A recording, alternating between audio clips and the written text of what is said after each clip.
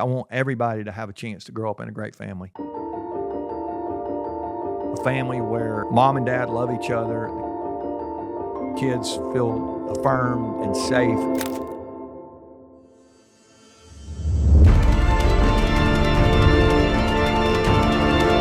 You're not going to have the family that you want if you just leave it to chance.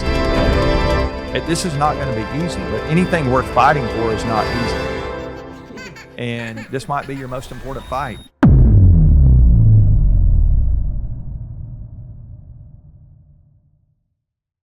It's launch day here on the podcast. When I say launch day, new book out today, Winning Begins at Home, and I'm so excited about that. Welcome to the Lead Everyday Show. I'm Randy Gravitt. And I'm Mark Miller. And Congratulations. Yeah, it's cool, man. It's an exciting day. I'm fired up about it. I think a lot of leaders are going to benefit from the book. I know a bunch of people have told me they've already pre-ordered their copy and they're going out today. So we're gonna have some more books out in the world today, which will be fun. Yeah, this book is needed. I've worked with leaders all over the world for 100 years, it seems like. It's been about 45 years. And there isn't enough being said about this topic. Yeah. It's just so critical. It's essential. And so I'm glad you've given voice to it. I think Mark, that there are people who they're not really sure what to do. And I want to jump into a little bit of, we're going to recap here for a second, but I also think there are people who like to go to work because it's actually a way to get away from home. And if we're not careful, work becomes our favorite place, and maybe that shouldn't be that way. I think at the end, we said a few weeks ago, if you play it out to the end, you get to your 80th birthday party. What do you want to be said? And I think you're probably gonna want some coworkers around, your teammates, and maybe your boss and the people that reported to you, whatever. But I'm guessing you would want your family to be at that party and be able to say some positive things about you, and that this was a great mom or dad or husband or wife, whatever. And so that could be a cool add here to people who really want to know what's the step that I take. So recap. Yeah, I'm going to recap here. So we talked about, really this kind of started some of this thinking on how we laid this out was my wife years ago said, she wanted a house, and I'm thinking, remember we have a house, and I'm like, we need another house, and what's going on? But what was going on was we needed more capacity for the family we had.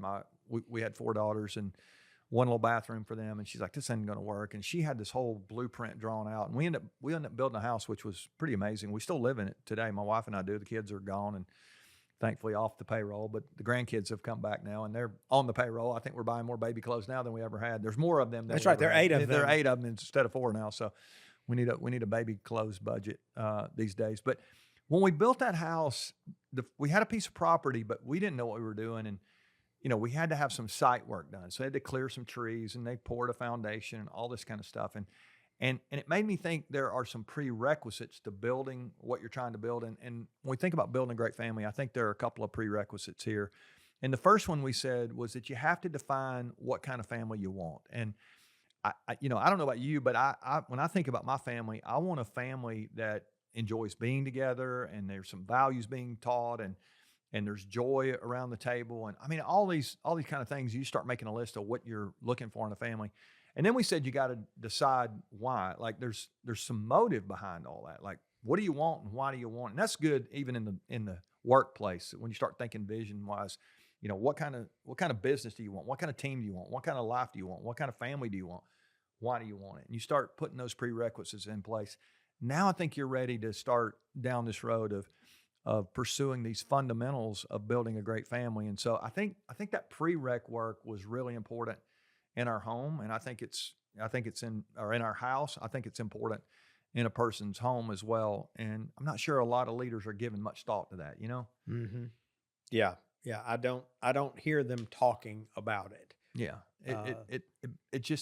It's just not talked about enough. That's probably the right way to say it. Mm-hmm. So we said, okay, well, are there some fundamentals in this story? We wrote a parable that's about a businessman who's going through some challenging times at home. Work seems to be really rolling, but he's struggling at home. And the back half of it, really the money of the book is in the last 70 pages. There's an activation guide, like how do you do this? But we built it around two fundamentals. The book is around these two fundamentals in a family. And to me, I think about when I think about fundamentals, I'm an old coach, and you think about the fundamentals you're teaching your kids on a basketball floor, dribbling and passing and shooting, or if you're on a football team, you're blocking and tackling. And got musicians that are, in my family, and they'll tell you about the scales and all that practice around that stuff.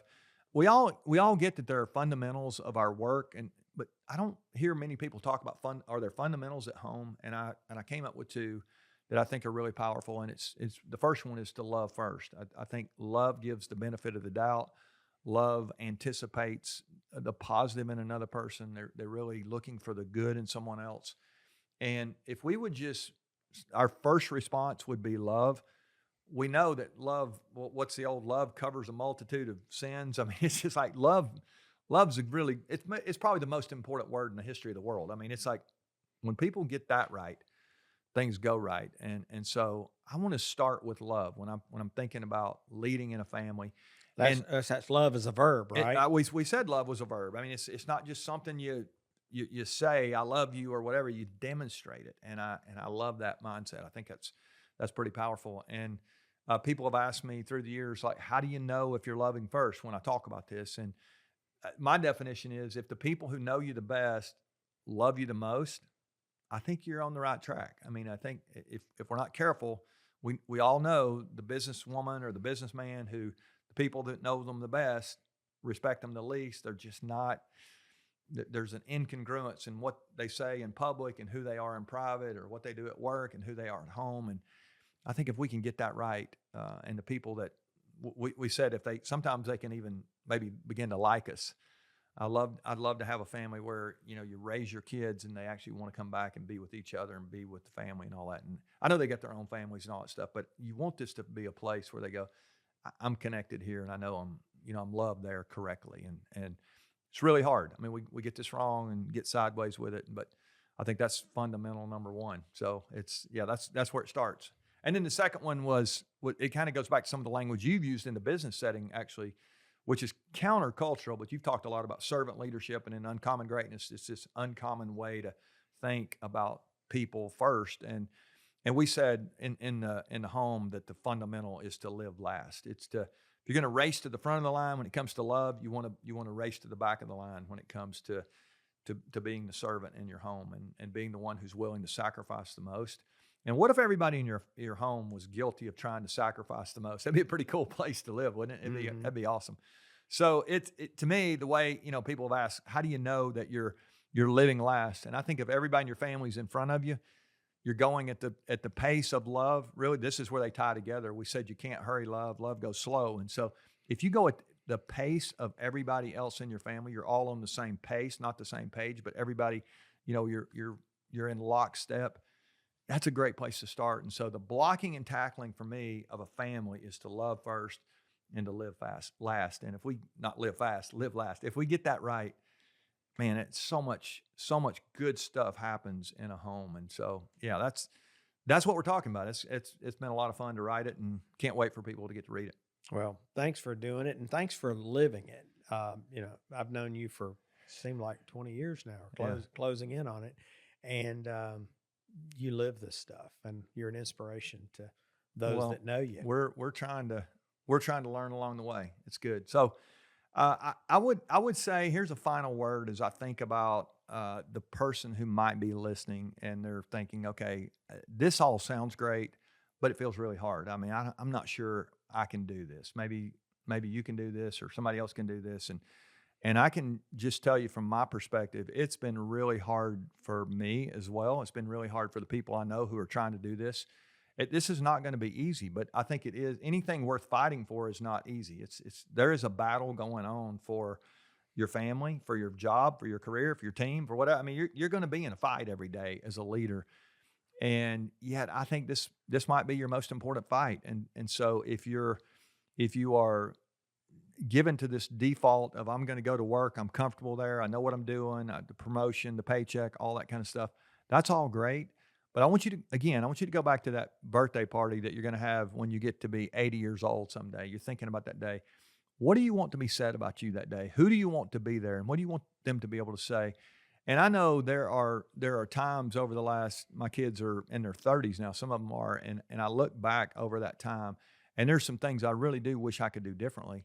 But as I look back, the places where I've tried to get it right, even I'm not always gotten it right, when I've tried to get it right, I feel good about that. The places where I've messed it up, that's where regret lies. And so, what I can tell you is, no matter where you are, if you don't focus on this, if you leave this to chance, Mark said a couple of weeks ago, no family drifts to greatness, no, or even to where they want to go. Forget greatness here for a second. You're not going to have the family that you want if you just leave it to chance. But if you'll put some time into this and give this some thought, and I hope you'll get the book and really dive in not just to the story. I think you'll enjoy the story, but I really do believe that this activation guide in the back can give you some ideas, some language, some things that you can actually do. Mark and I are always trying to be practitioners of leadership. We believe that you behave your way to where you want to go. It's not just, he says all the time, hope's not a strategy. I think the same thing's true here, but I think there is hope. I think there really is a chance for you to get better. I think that you can do this. You may feel like, well, man, my family, my kids are already grown and I messed this up.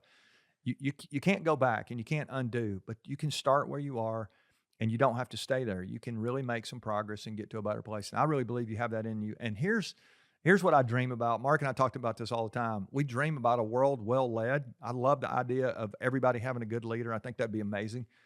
But right with that, maybe even, equal to that, I would say I want everybody to have a chance to grow up in a great family, a family where mom and dad love each other. The kids feel affirmed and safe.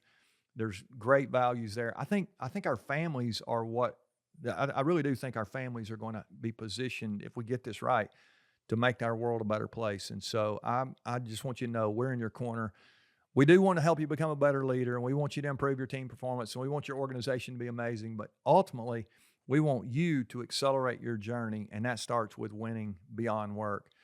Winning, we believe, begins at home. So I hope you'll get your copy, stay in the fight, do what you're doing. You're making a huge difference in the lives of the people around you if you get this right. All right, we love you guys. Remember, the best leaders lead every day.